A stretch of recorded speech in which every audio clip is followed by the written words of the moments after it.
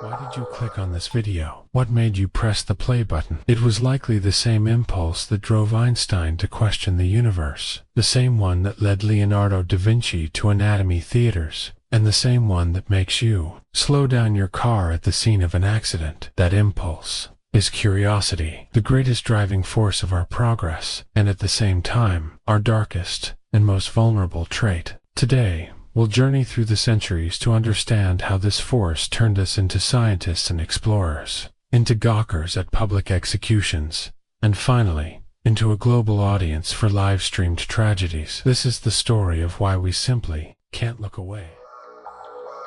My name is Jack. You're on the ShadowPaw channel, and here, we explore topics like technology, society, and human behavior together. Part 1. The Engine of Progress. What is curiosity?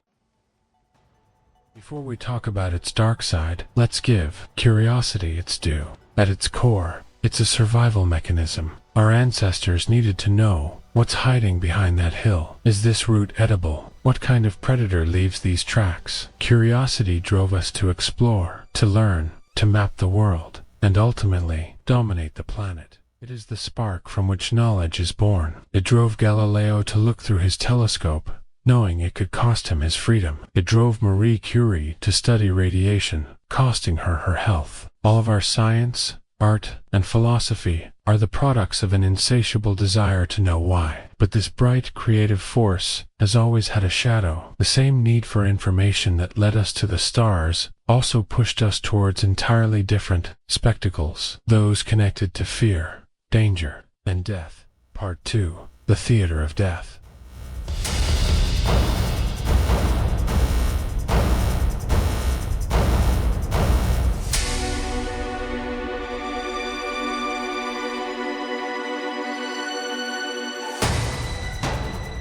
The need to look death in the face is not new. It has simply changed its stage. Let's travel back to ancient Rome. Tens of thousands of citizens gathered in the Colosseum, not just for entertainment. They watched gladiators fight to the death to see the limits of human capability, to safely experience a confrontation with violence. The Middle Ages and the modern era turned executions into a public ritual. Crowds gathered in the squares of Paris and London to see the work of the guillotine or the executioner's axe. This wasn't just cruel entertainment. It was a social lesson. This is what happens to those who break the law. But for thousands of gawkers, it was also a chance to touch the greatest mystery, the transition from life to death.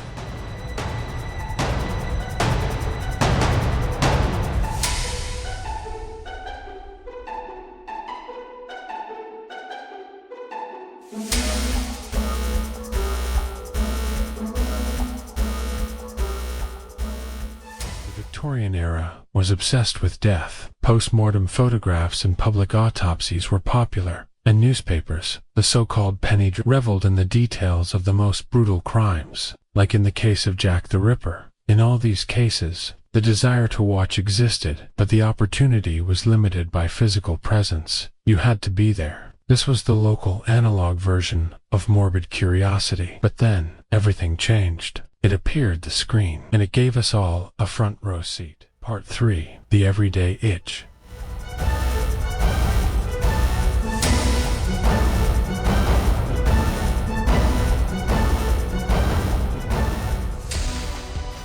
But before we move on to global tragedies, let's be honest, we encounter this every day. Have you ever found yourself glued to a video of a public argument or an awkward situation? Watched cringe compilations? It's the same mechanism in a harmless form. We observe the breaking of social norms from a safe distance, learning what not to do. Why are true crime podcasts and documentaries so popular? Millions of people listen to stories about serial killers, not because they want to become them, but because they want to understand their psychology to protect themselves. It's a way to rehearse an encounter with danger in a safe environment. Even the interest in celebrity gossip is an echo of the same impulse. We observe the rise and fall of the pack leaders, studying the social hierarchy. All of this from listening to a true crime podcast to reading about a Hollywood divorce satisfies the same psychological itch. But when that itch encounters a real tragedy, the consequences become entirely different.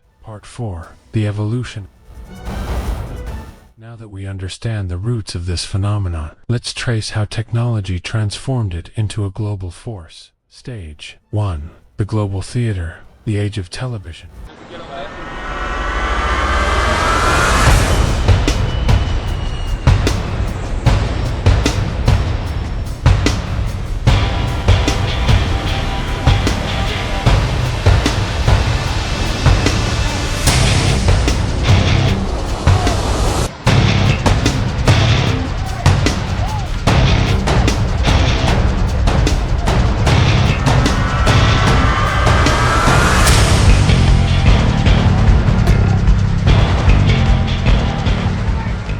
September 11th, 2001. This was the moment the television screen turned the entire planet into a single auditorium.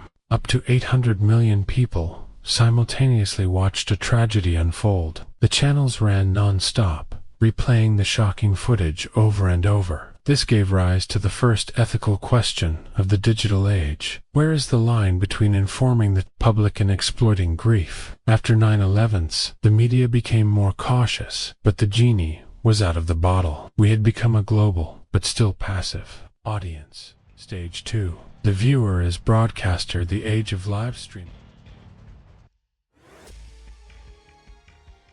March 15th, 2019, Christchurch, New Zealand. A terrorist didn't just commit an attack, he turned it into a live stream. Technology gave him the power to be his own director, and social media turned every viewer into a potential distributor. The video spread across the world faster than the platforms could react. This was a turning point. Our curiosity, armed with a share button, forced the world to realize the viewer is no longer just an observer. They are part of the distribution network. Stage 3. The aftermath as content, the age of analysis.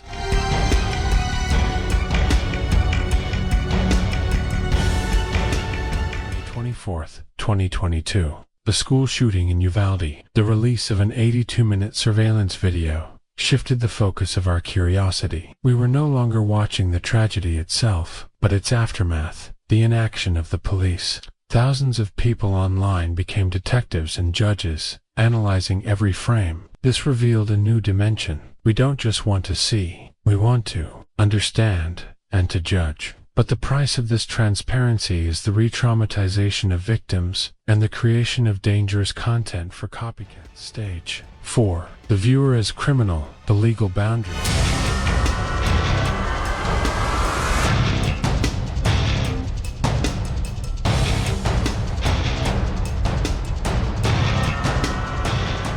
Where is the line at which the viewer becomes a criminal? Two cases give us the answer. In Australia, Richard Pusey is jailed for filming dying police officers while insulting them. In Germany, police officer Stefan Pfeiffer yells at Gawker drivers filming a fatal car crash, and this video goes viral. As a result, Germany passes a law up to 2 years in prison for filming victims. Our curiosity had finally run up against the criminal code. The moment you pull out your phone can turn you from a witness into a perpetrator. Conclusion.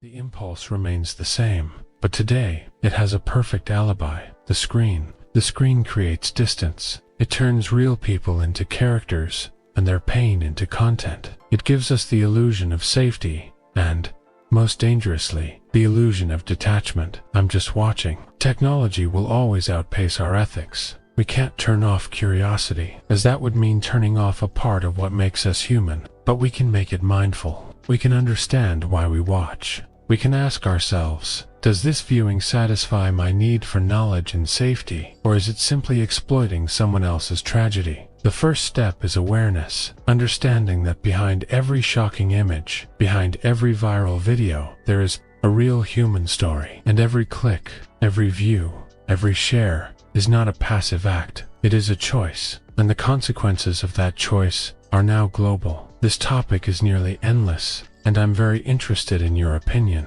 Have you ever experienced this feeling? How do you draw the line for yourself? Let's discuss it in the comments. Thank you for dedicating your time to this deep dive. Thank you to everyone who watched this video to the end. I would be grateful if you'd subscribe to the channel and like this video. You can also support the channel on buymecoffee.com.